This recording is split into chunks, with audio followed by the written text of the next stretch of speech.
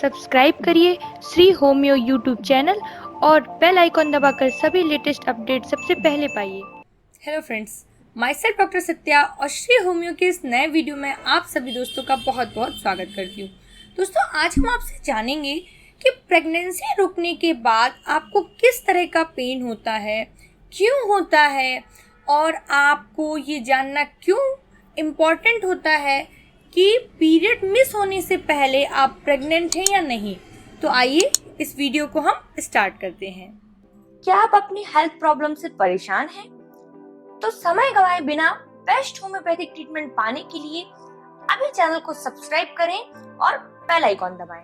तो दोस्तों, आप में से कई लोग प्रेगनेंसी के लिए प्लान कर रहे होंगे और जब हम प्लान करते हैं तो रिलेशनशिप जब आप बनाते हैं, जो कि ओवुलेशन के बाद आपको बनाना है, तो इसके बाद आपका कंसीव हो गया है या नहीं, उसके लिए हमें इंतज़ार करना होता है जब हमारे पीरियड मिस हो जाएं इसका।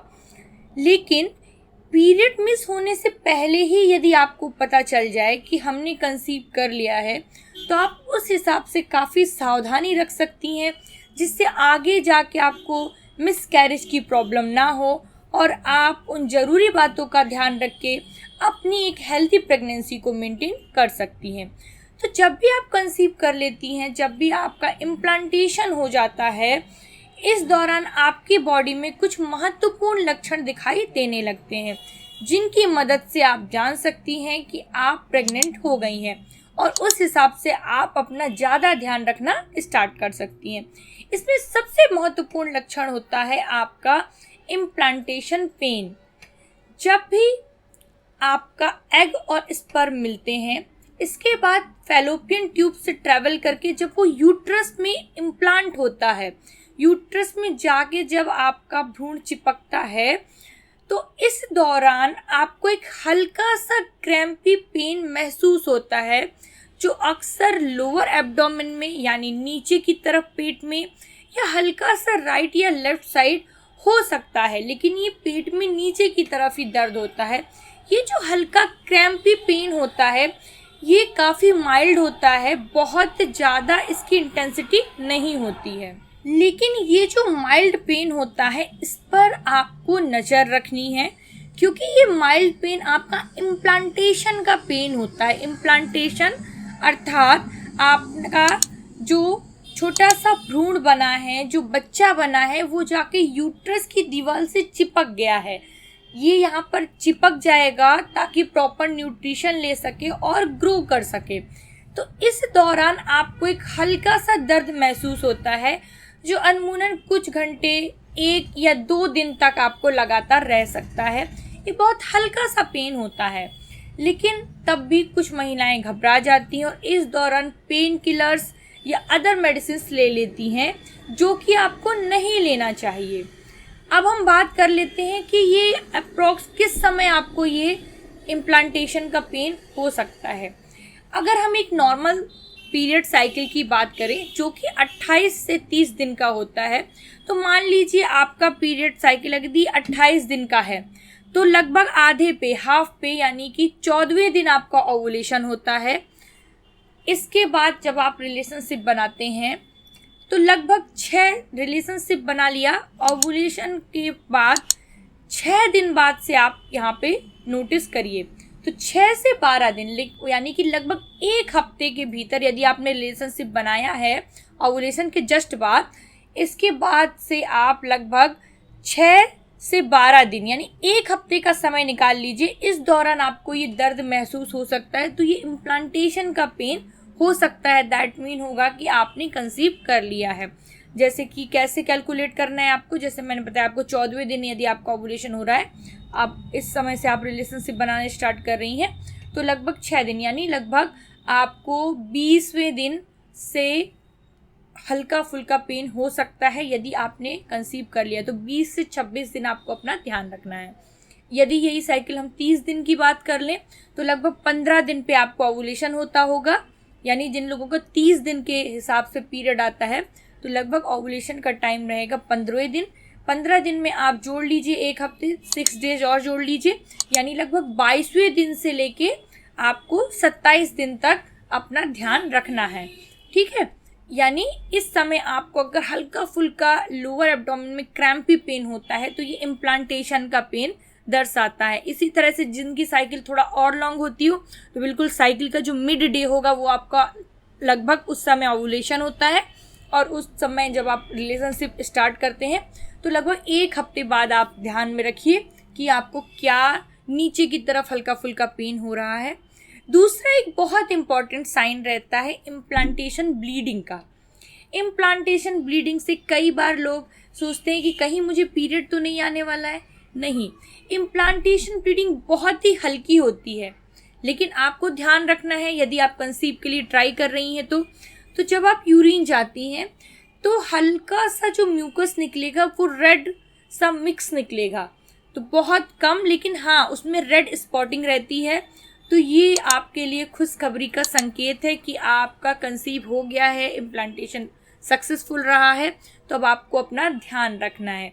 ये बहुत लंबे समय तक नहीं चलता है, ये लगभग आपका 2-3 घंटे या आधे दिन के करीब ये सिम्टम आपका रहता है। तो 2-3 घंटे के लिए या आधे दिन के करीब जब आप यूरिन जा रही हैं तो उस समय वॉच करिए कि आपको हल्का फुल्का सा रेडिश स्पॉट निकल रहा है क्या, कुछ मिक्स रेड सा निकल रहा है क्या। ये आपका इंडिकेशन होता है इम्प्लांटेशन ब्लीडिंग का। ये बहुत ज़्यादा सीवियर ब्लीडिंग नहीं होती है, तो आप कंफ्यूज ना हो पीरियड की ब्लीडिंग से, क्योंकि पीरियड जो होता है वो काफ़ी ज़्यादा रेड क्लॉट्स निकलते हैं, काफ़ी ज़्यादा रेड ब्लड निकलता है, लेकिन इसमें हल्का सा मिक्स निकलता है। लेकिन आप प्रेगनेंसी के प्लान कर रही हैं तो आपको ये ध्यान रखना है कि आया है या नहीं आया है, ठीक है। तो ये बहुत ही ज़्यादा मेन साइन है आपका प्रेगनेंसी रुकने का।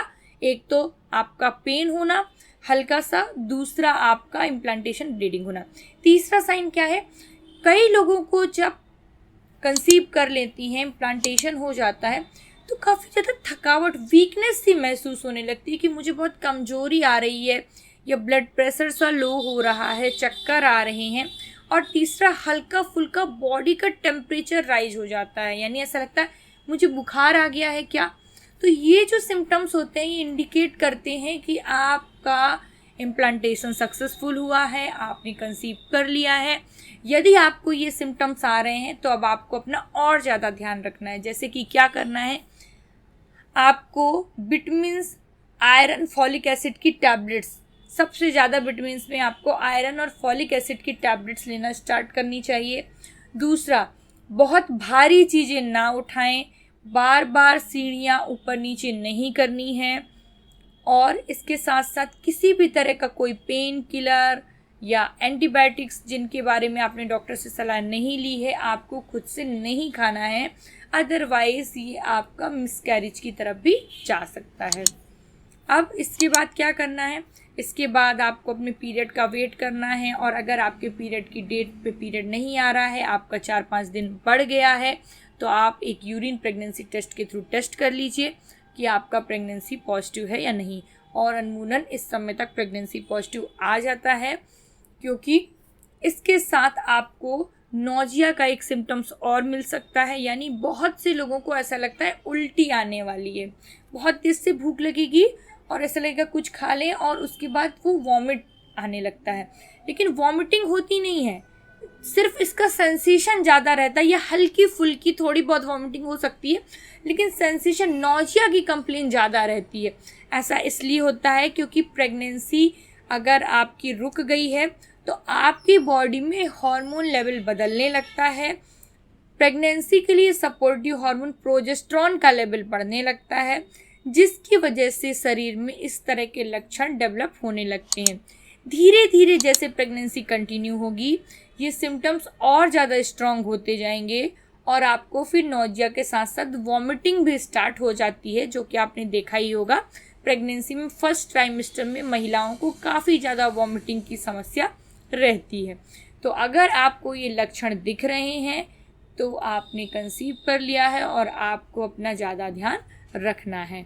तो दोस्तों ये तो थी जानकारी आपकी इम्प्लांटेशन ब्लीडिंग के बारे में, यानी जब आप कंसीव करने के लिए ट्राई कर रही हैं तो आपको किन बातों का ध्यान रखना है, किन लक्षणों से आपको प्रेगनेंसी से पहले, यानी जो पीरियड आने वाला है जिससे आप कंफर्म होंगी कि प्रेग्नेंट हो गई हैं या नहीं, उससे पहले आप जानकारी पा सकती हैं।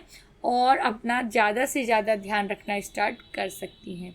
तो आई होप दोस्तों आपको ये जानकारी पसंद आई होगी। पसंद आ रही है तो प्लीज़ वीडियो को लाइक और शेयर करना बिल्कुल भी मत भूलिएगा। यदि किसी प्रकार का कोई भी कन्फ्यूजन है तो आप यूट्यूब के कमेंट सेक्शन पे कमेंट करके पूछ सकती हैं, या जब मैं लाइव सेशन लेकर आती हूँ उसमें भी आप क्वेश्चन पूछ सकती हैं। लाइव सेशन आपके लिए बिल्कुल ही फ्री होता है। तो दोस्तों अब मुझे दीजिए इजाज़त, मिलते इसी तरह के अगले वीडियो में। तब तक के लिए नमस्कार, जय हिंद, जय भारत।